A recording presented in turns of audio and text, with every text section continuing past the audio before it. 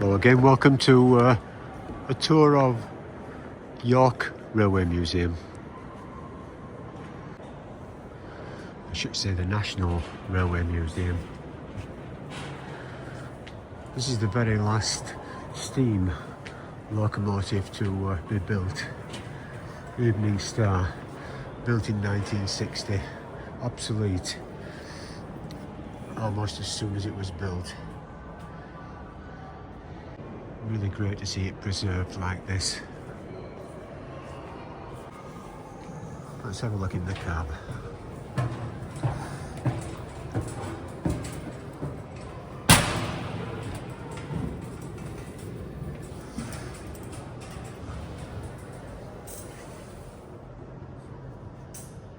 Remember when these great locomotives were in steam, and I remember once being at Wakefield station, walking along the front there with was it an Edgar Allan train spotting book? Not sure if I've got the name of the publication correct there, but I was invited into the cab of one of these steam locomotives when it pulled into the station. And the fireman and the engine driver in particular were absolute stars of their day. Everyone wanted to be a locomotive engine driver back then in the 1950s. And the engine driver, covered in soot and wearing overalls and typically a flat cap, but still wore a collar and tie, you know, a shirt and tie.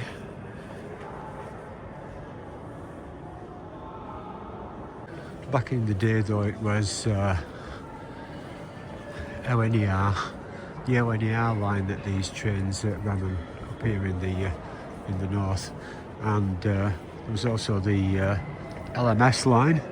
Oh, we as kids used to be train spotters at Wakefield. We would go from school, pedal down from school to the 99 Archers. So 99 railway arches just south of Wakefield there, and it was where the LMS line ran underneath the ONER line, and you could see trains coming from both directions, which typically see the 4 p.m. streak, which was the A4 Gresley Pacifics, you know, the streamlined ones, which were, I think, a lot of them were built in the 1930s perhaps. And were certainly there when my father was a child, but we used to get out from school at 3:45. We could just make it down to see these great trains. We used to wave to the engine drivers and hold this train spotting book up. A typical one that would come across would be Wild Swan on the run down from Leeds, Wakefield to London, and perhaps further north that came down from Edinburgh. Well, it's a regular 4 o'clock train, and on the LMS line there used to be these great austerity class locomotives, and they used to make a clanking sound. They were very badly worn out at that stage, I think. I mean, these things had gone through World War II, and this was the early 1960s. A sound like clonk, clonk, clonk, clonk, and you could hear this sound about 2 miles away, and they'd be typically pulling a great number of coal trucks. It was in the northern England where I live, where it used to be the coal industry. Lots of mines, and coal was taken in these open topped railway trucks. They used to be pulling like more than 100 sometimes, I think. And where I used to live, there were some railway shunting sidings at a place called Horbury Bridge, and living 4 miles away from that and laying in bed at night time as a child, You could hear this tremendous clank coming across the Calder Valley as these trains were uncoupled and shunted. You know, empty railway carriages, steam trains backing in.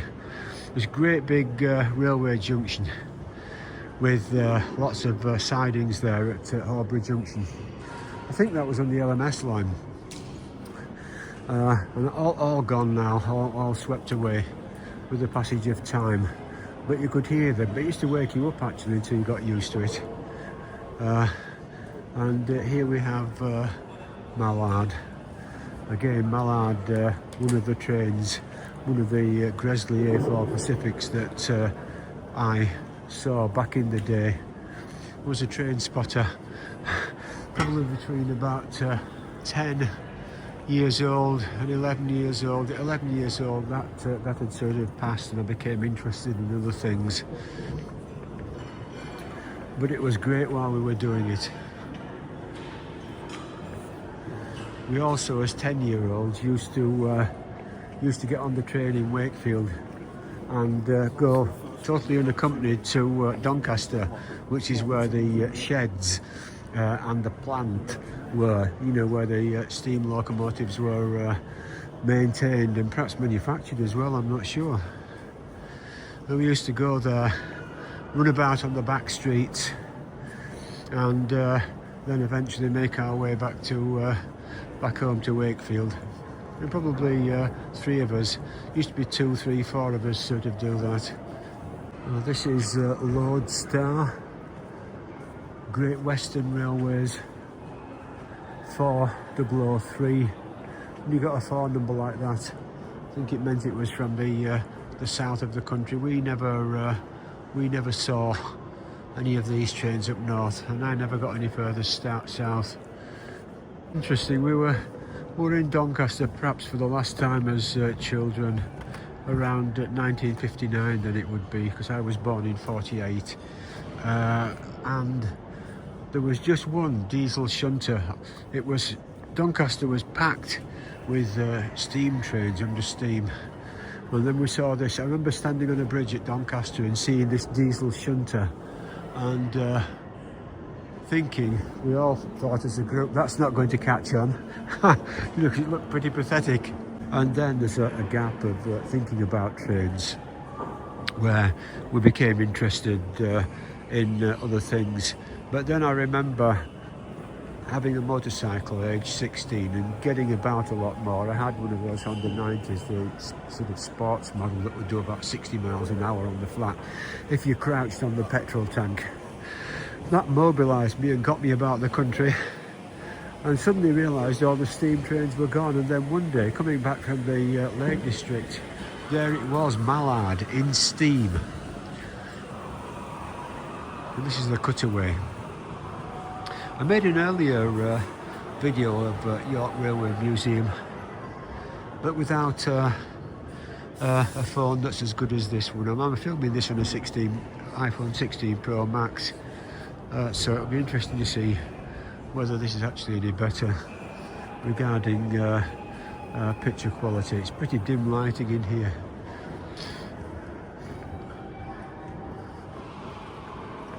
The other side of Great Western Lodestar. Let's take a look at this one then. 1907.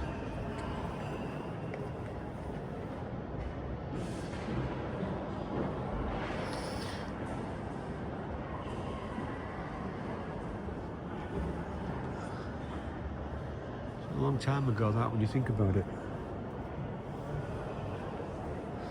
Duchess of Hamilton. You see, that's on the LMS line, built in 1938 at Crewe. Seems that would be built then just as World War II was starting now. We never saw anything like this on the LMS line in Wakefield. It was literally just goods trains running, I suspect, between Horbury Junction and you know, who knows where. I think they sort of went through Westgate Station. Sorry, Kirkgate Station. Two railway stations in Wakefield, Kirkgate and Westgate.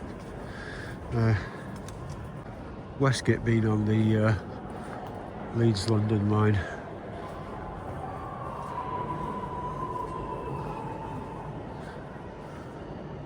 Just think 1938 and look at the beautiful condition it's been preserved in. I think that's really fantastic that this has been preserved for future generations, and you know, short of anything totally dramatic happening to society, you would surely expect this thing to survive for, you know, an indefinite period of time, maintained, kept in a warm environment like this where there's no rust. I mean, the thing's made all of metal and steel, isn't it?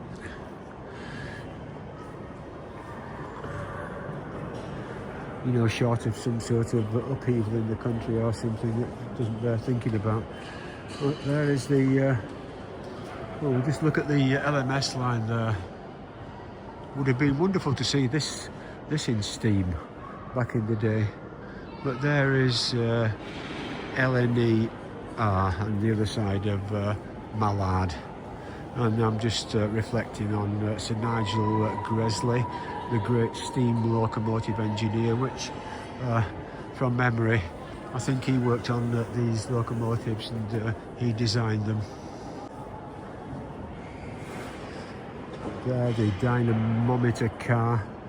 I think it knocked out one of its bearings doing that sort of speed record, because this train does hold the current world speed record for a steam locomotive. It's difficult to imagine that anything else would be built now that would beat that, short of some billionaire designing something and having something built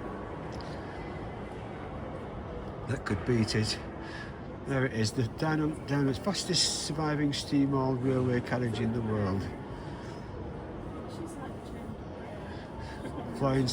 It was pulled by the Flying Scotsman when it hit 100 miles an hour in 1934.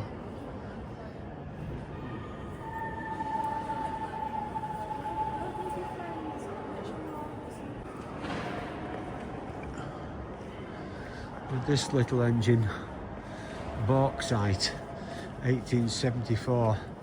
Thousands of small steam locomotives like bauxite kept industry going for nearly 2 centuries. It's interesting. There was a colliery in Wakefield, Criggleston Colliery, otherwise known as Criggleston Pit to us locals, and there used to be an ancient steam locomotive like this shunting coal wagons back and forth and across to Horbury Junction on a long removed viaduct that crossed the Calder Valley there.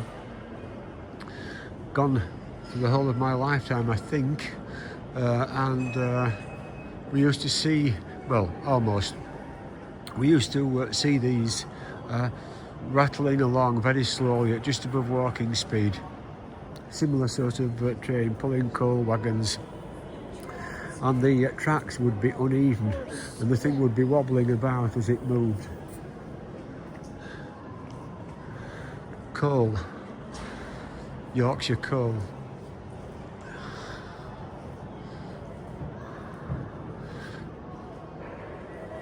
(1885).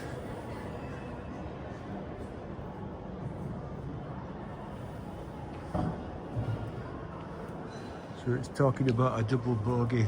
That, of course, being the thing under there. The bogie is the thing where you've got those 4 wheels there. Help it to steer around go around the tracks, I suppose. I'm not sure how that works.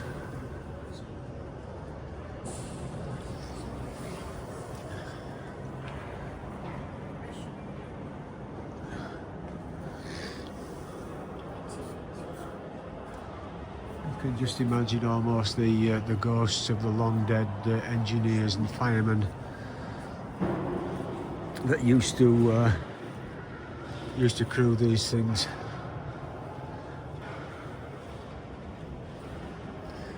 Being an engine driver back in the day, you know, a steam engine driver, it was a very skilled job, and they were like the more, I would say they got more social prestige than an aircraft pilot has today. They were tremendously sought after job, and you had to do your apprenticeship and so on and be a fireman.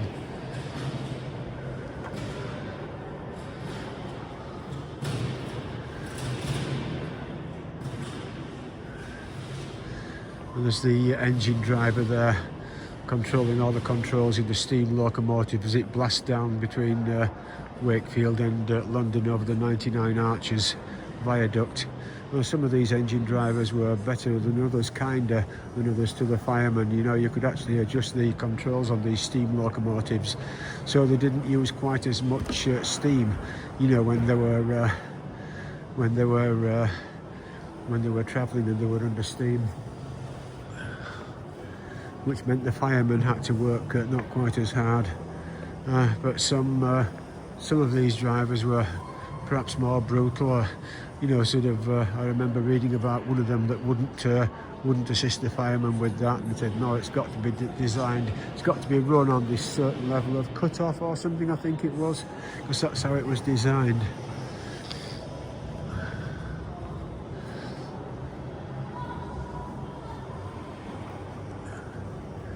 I think this is a replica of Stephenson's rocket.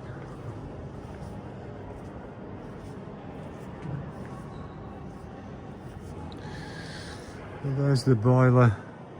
I don't know whether these are boiler tubes. They might be mounted. There's a lot of open space in there, isn't there? What do you see inside at all? Oh yeah, there are the tubes there. Look, where the fire would be in there. Firemen would shove the coal in there, and the heat would, the flames would go through those tubes and heat the water in there, and something like that anyway. And you know, make the steam. Amazing how they came from this. I mean, that's a replica of the rocket. Look, made in 1934. That replica. The original rocket being 1829. But amazing how they came from this to the A4 Gresley Pacifics, and then diesel locomotives. I always assumed they would be less powerful than the steam ones. That was the impression, but no, you know, the diesel ones were more powerful. And then of course you've got well, they were diesel electric, weren't they? Deltic was a tremendous thing, wasn't it? Diesel engines developed gigantic, enormous, fantastic diesel engines driving electric generators to power the locomotive. And then, well, they're actually diesel electric. And then the electrification. I remember that, the electrification of some of the main lines, and then you've got your electric trains, which seem to be very characterless, don't they, compared with what we're seeing here in the National Rail Museum.